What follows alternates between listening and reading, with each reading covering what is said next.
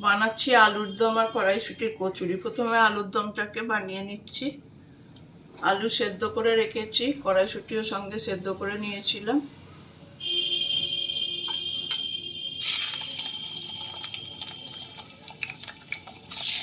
সেদ্ধ করা আলু আর কড়াইশুঁটি তেলের মধ্যে ছেড়ে দিচ্ছি।